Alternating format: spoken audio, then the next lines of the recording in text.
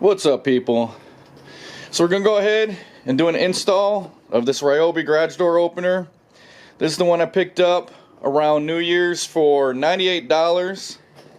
In case you guys don't know too much about it, it is a 2 horsepower ultra quiet garage door opener.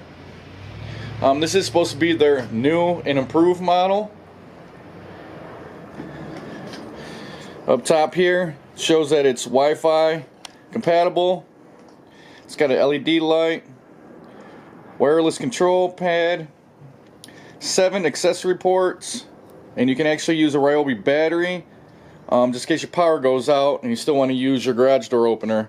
It's used for backup power.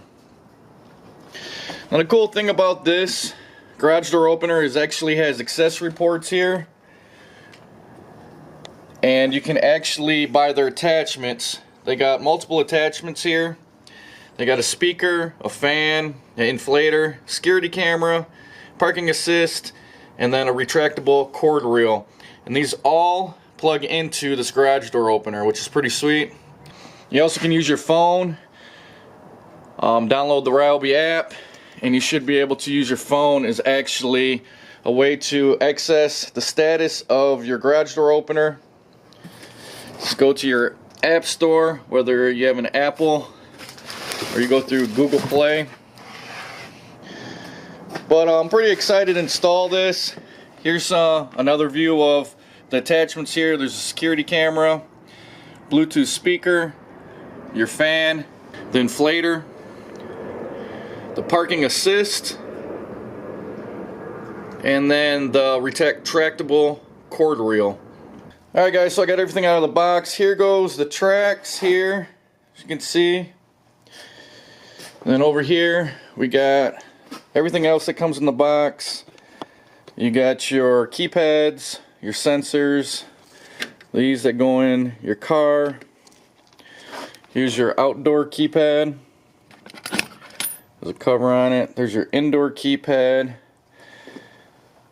All your hardware. Your safety rope there to detach everything, your brackets, and then there goes the actual module. As you can see, here's the LED light. Here's your antenna, just so, because everything's wireless. Here's another antenna here on the top. On this front here, pop this open. This is actually where you can put one of your cordless batteries from your drill, your impact, and this will be your battery backup. And then all these other ports here are going to be for all their extra accessories. Just pop the cover off there. As you can see, they got 1, 2, 3, 4, 5, 6, 7. So that's where all your accessories would go. Alright guys, so next I want to do is show you my setup. So when I purchased this house, it actually had a different garage door on it. This is one of the bifold doors, whatever you want to call it. It had a solid door, and I replaced it with this. But the way this is designed, this garage is designed, I don't know if you guys can see that, but there's not a whole lot of clearance from where the garage door is to where the joists are. I got some doors up there, and you know how you just pile stuff up there, so that's why you're seeing those doors there. But I'm not really sure if this is going to work, if I'm going to have the clearance for it. A lot of, in the instructions in the videos I watched, what people do is they take that bracket, that's actually the bracket from the old garage door opener, and they put it above the torsion spring there. Well, obviously I don't have any clearance and it won't work that way. So I'm going to try to take the bracket and put it as high as I can underneath the torsion spring to see if I can get that to work and to see if it'll clear these joists going across. The last person that installed their garage door opener here, they actually had to notch the joist there to get the chain and everything to go through. Here's the old brackets right there. So I'm gonna keep my fingers crossed and hope for the best. Hopefully I don't have to notch any of these joists out too much, and hopefully I can get this to fit in here because I really want to get this to work.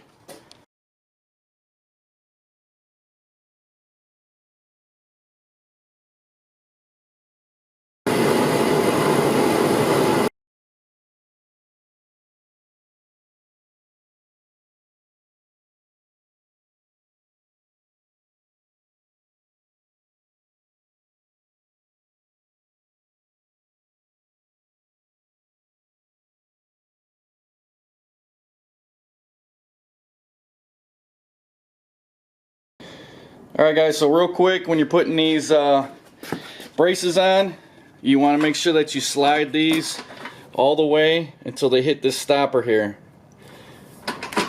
And before you put the last brace on, make sure you run through the pulley, because if you put this brace on, you're not going to be able to get the pulley on because this belt isn't long enough. So make sure, run this pulley through here, and then slide this on, and you should be all set. Next step, you're going to want to get this bolt with the spring on it, and then this bracket. You're going to slide this bracket in here, but first what you want to do is take everything apart.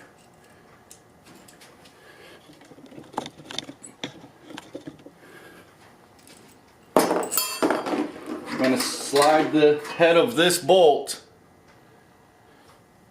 underneath that pulley there. Hopefully you guys can see that. Just slide it up underneath. You're going to put this in. Use a mallet if you need to.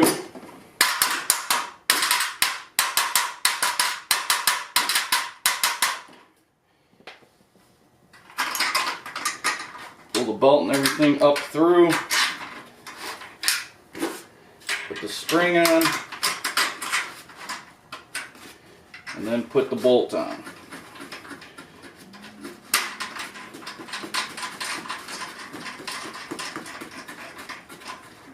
This is going to give the belt tension. Alright guys, so after you get your bolt on there, that's pretty much how it should line up. Flip the assembly over, prop it up. I got mine propped up on my vacuum there. Because what you're going to do is, now we're going to put this small gear into the track, put your felt washer here, and then we're going to fit this assembly on top. You might have to wiggle it a little bit to get everything to line up. We'll go ahead and put that on, and then after, we're going to take these brackets here, lay those over top, and then we're going to screw those down. Alright guys, so the next thing you want to do is you're going to want to come over to where your garage door is, and you're going to want to mount this bracket. Like I said in a lot of the videos, it shows to mount it above this torsion spring. I just don't have the clearance. Won't work that way. So I'm going to have to mount it underneath. Hopefully this gives me enough clearance. But what I'm going to do is, instead of using the bracket that's provided, I'm actually going to go ahead and use the bracket from my old garage door opener, just because it's going to allow me to move this farther up because it's a lower profile. So any little bit of clearance I can get, I'm going to try to utilize. Alright guys, day 2 of the Ryobi garage door install. Cut yesterday a little short. A buddy of mine ended up coming over, so we had some drinks, but I'm going to hop back on it today. Where we're at is, I ended up connecting the track here, and I connected the actual module, hung both of those. Give you guys a look at that. Because I used a different bracket here, I actually ran a spacer just to take up any slop. Put the pin in on this side, and I checked for the door clearance as I push it up, and everything clears just fine, so I'm happy with it. It was super close, but it's enough to allow the door to go up freely. Now with this, I actually had an old garage door opener that was previously up here, and I just ended up using the old hangers and then use these straps that they actually provided. You can hang it however you want. Just a note though, they do just give you these straps, and they don't give you the angle iron to mount to your ceiling or to your rafters or anything. So if you do need that, you're gonna have to go to Home Depot and pick some of that up. Right here I attached the rope, just in case you have any issues with the door getting jammed or anything. You just pull on this. It's kind of an emergency latch, and it disengages the door from the belt system here. Next we're going to do is I'm going to go ahead and install the brackets. Oh, and also I installed the bracket on the door already, so you guys can see there.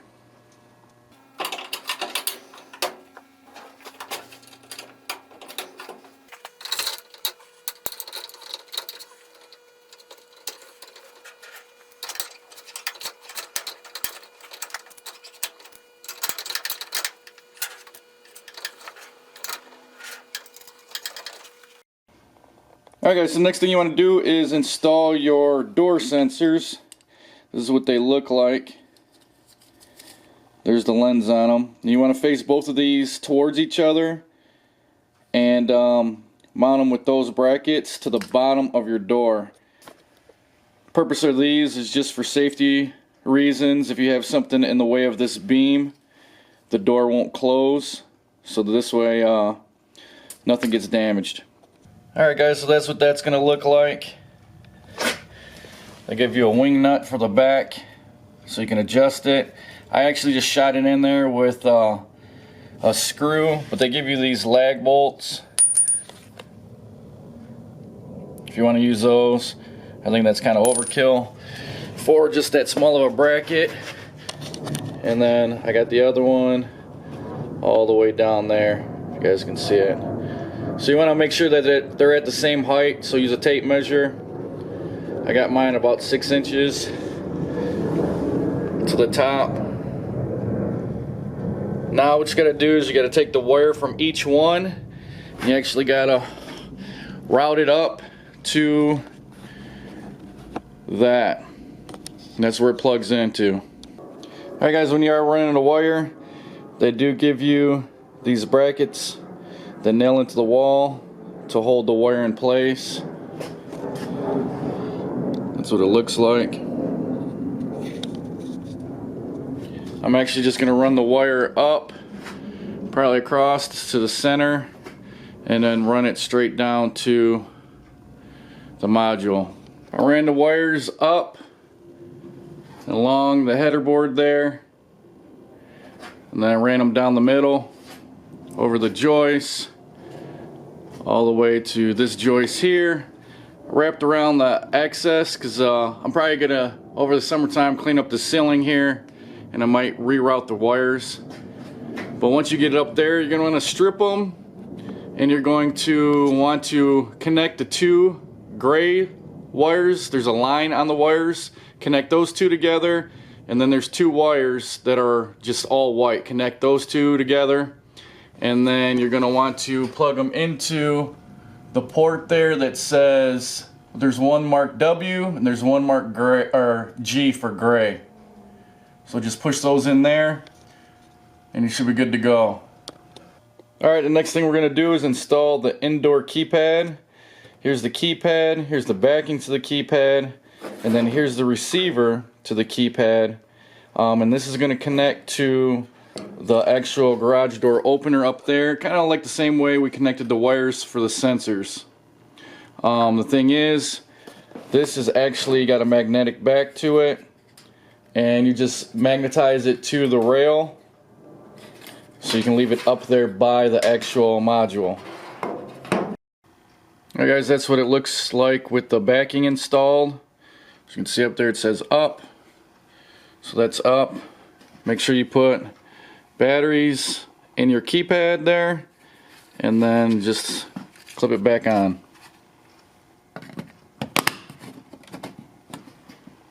That's what it's going to look like on your wall. Now we got to go and install the receiver. You're going to want to install your receiver on this side. There's a red striped wire and a white wire.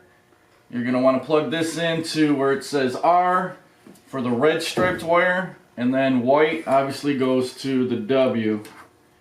So plug those in. And then like I said, this has a magnet on the back, so you can just actually magnetize it. Just to give you guys a better look, that's what I'm talking about right there. You run the red striped wire to where it says R, the white striped wire to where it says the W, and then I got that just sitting up top there. The next thing you want to do is install your door sensor. There's the backing plate. This is battery operated. They do give you a battery, so I installed that already. And they give you a couple self-tapping screws. You're going to want to install this in the upper left or upper right corner of your door.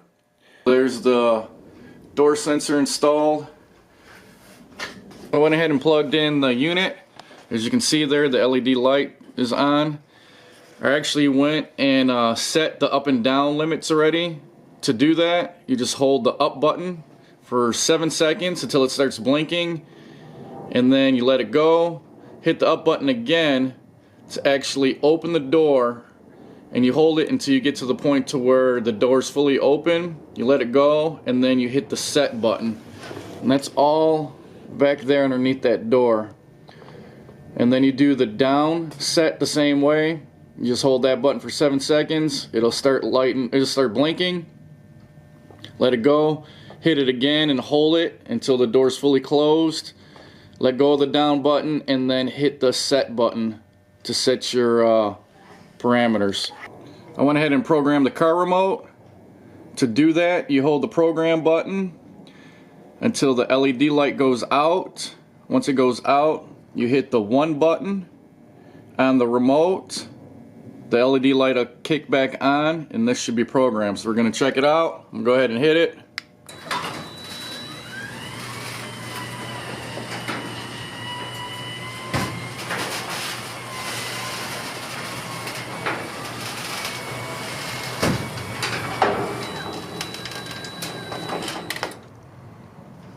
And there it is. Very quiet.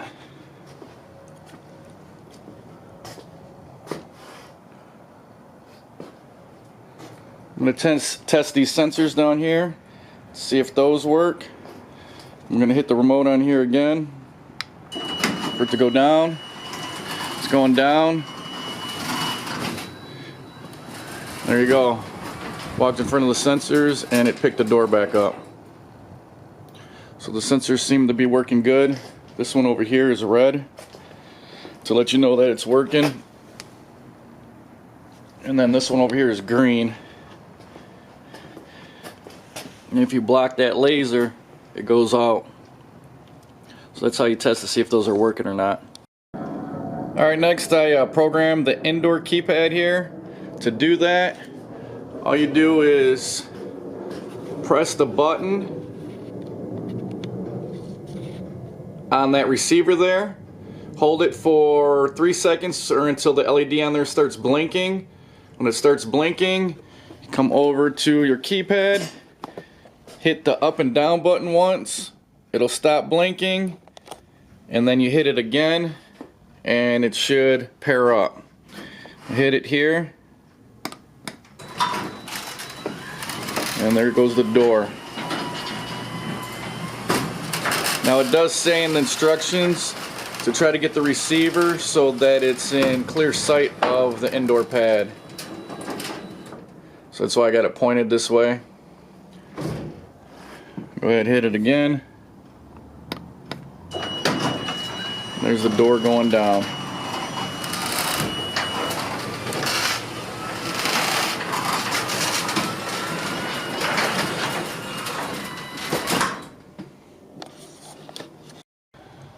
Alright, now we're going to install the outdoor keypad here. Got a screw in there. That's what the back looks like. Slide it right on there. Then I'll run another screw right through there to lock it down into place. Alright, we got that installed, got the battery in place. We'll go ahead and put this cover on here, lock that down. That's what it's going to look like. So we'll go ahead and program that. Alright guys, to program your outdoor keypad, actually all the instructions are right there inside. I'm not going to explain it too much. It actually shows you how to link this up to your console, and then how to program your 4-digit code. You got to hit on first. I already programmed everything and linked it up, so I'm going to hit on here, punch in my code. It'll blink, and there you go, it's working.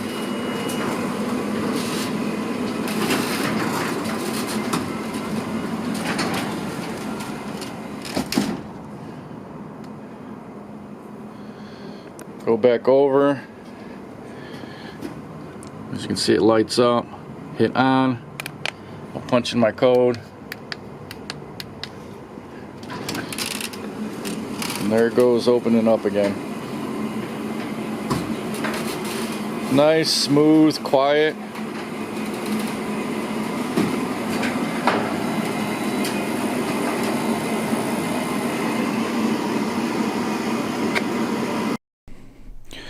Alright guys, I'm going to show you the app real quick. Now when you're linking everything, as you're actually linking your garage door opener to your Wi-Fi, the app's going to prompt you while you're linking that to link your relay hub and your door sensor. It's all in the instructions as you're linking everything here. But what I'm going to do is I'm just going to show you real quick. So I'm going to open this,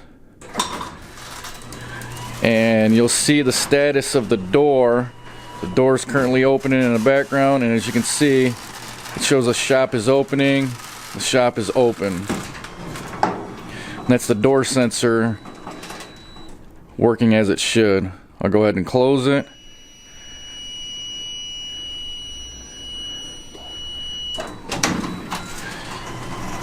The door's closing, and it should change to closing for the status. And there you go. One more thing I wanted to show you guys before I go here. If you go into the settings here and you scroll to the height setting, if you guys can see that, you actually can set, say you're at work or something, you can actually go into these settings and you can set up your door so that, say you're getting a package delivered or a buddy of yours is dropping something off, for the door to open 6 inches, 18 inches, 36 inches, or you can actually customize how much you want your door to open. That allows for those people that might be getting packages delivered or something. You don't want your door to be wide open, but just enough for maybe a UPS driver or somebody like that to be able to slide a package into your garage, and then from work or wherever you're at, you can actually go ahead and then close it. Alright guys, so that's going to be it for this video. Hopefully you found it useful. If you did, go ahead and hit that like button. If you guys got any comments, put them below. Guys, like what I'm doing on my channel here, hit that subscription button, and don't forget to hit that notification bell so you guys get notified when I post my next video. Thanks for watching, and as always, I'll talk to you guys later.